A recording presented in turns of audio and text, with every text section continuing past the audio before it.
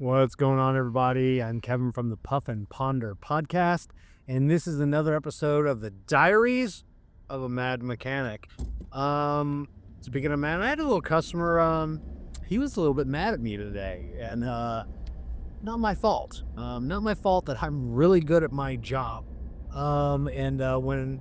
So before I get to that, so he comes in, says, "Hey, headed somewhere else. They said it needed front struts. It's like a 4.5 hour job. It was a F1, like a 2019 F-150 full-wheel drive. I told the guy, I go, yeah, that job can be a bear if you don't know what you're doing. The guy's like, I took it home, I took the tires off, and there's no way I can get that lower control arm down and on my own. And I go, yeah, if you pop that lower control arm off, and you can definitely hurt yourself. And he's like, how much for you guys to do it? So I told him, it was like $1,000. They're quick struts, spring struts, top, everything, whole assembly. Like you said, remember, 4.5, 5 hours labor, whatever. So he goes, all right, you guys just go ahead and do it. You're still cheaper than the other place. And so I pull his truck in, rip the tires off, and I had the first strut in and out in about 15 minutes. And the guy was looking at me funny when I first got my air hammer out and I was blasting the studs for the spring strut. There's studs that are pressed in. They say in order to get the strut out, you got to take the lower control arm off to clear those studs. Well, the new struts come with new bolts, that aren't pressed in. So I just fire them things out through the top. Take my pry bar, which is about 6 feet long, weighs about 40 pounds, pull down on it, slide it out, slide it back in, and the guy's looking at me and he goes, what? That's what he said, what? And I go, yeah. He goes, you said they were a bear. I go, said they can be a bear. And he goes, what about that lower control arm? And I go, yeah, if you don't know what you're doing and you drop a lower control arm, you can do some damage. And I go, I don't drop the control arm, so I don't have to worry about that. So I had this whole job buttoned up 40 minutes, 45 minutes, because I know what I'm doing. And I've done this job over and over and over again. And he was a little irritated inside, and because he said, hey, you gonna give me a discount? And I go, no, it's just how much the job pays. And so when he does go inside, I'd go grab my next ticket, and I hear him complaining to the front shop guy, and he's like, it didn't take that long. I really think I'm owed a discount.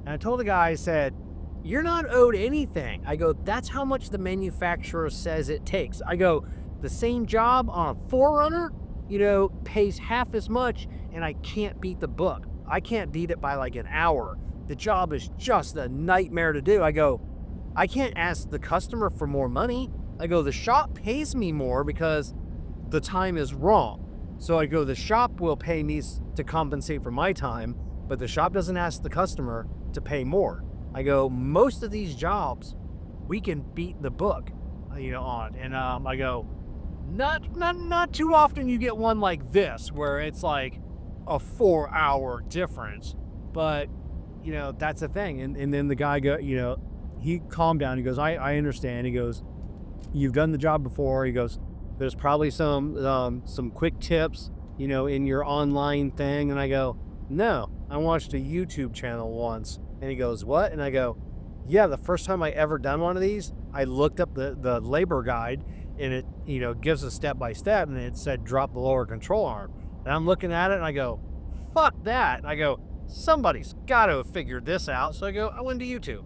And I watched the guy, and the guy goes, yeah, just fire these pins up in there. You'll be good to go. I'm like, oh, sweet.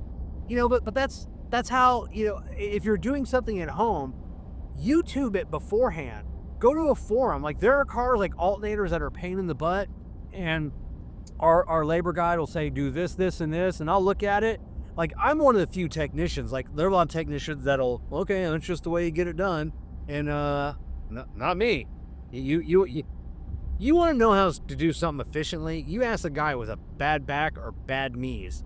He is going to get you he's going to do the job the easiest way possible. And I have both. So like alternator, I forget what it was on, Focus, Fiesta, something like that.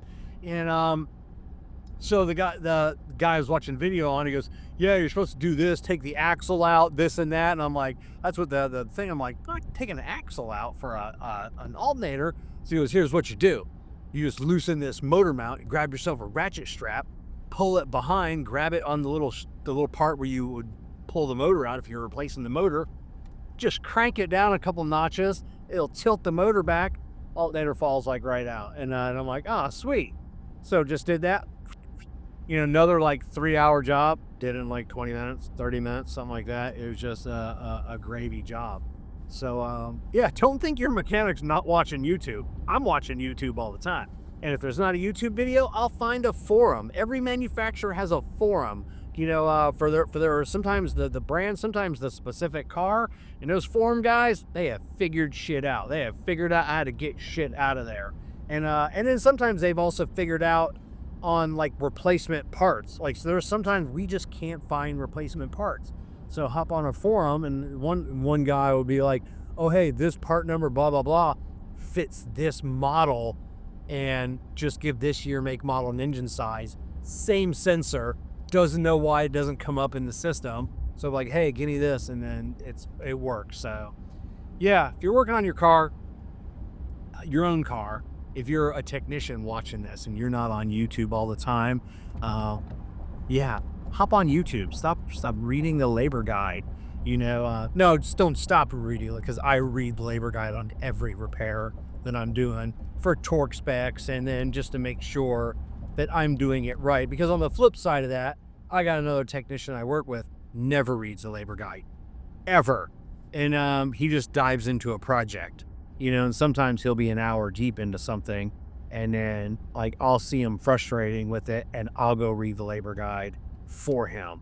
He always gets the job done, but sometimes not very efficiently, because if he reads the labor guide, sometimes it'll be, and I don't YouTube every car, like, because most of your labors are at pace an hour and a half. You're not saving any time from that, especially if it doesn't look to be a complicated job. Only those pain in the butt ones I'll go and look up, but yeah, YouTube it, go hop on forums.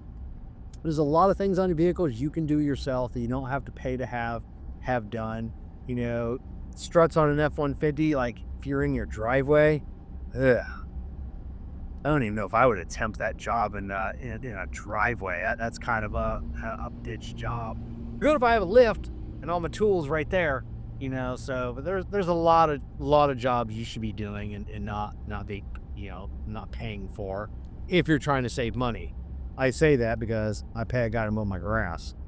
I can do that too, but I don't want the time, the money's not that savings. Yeah, just pay somebody. Like if I didn't work out, like change my oil, I don't think so.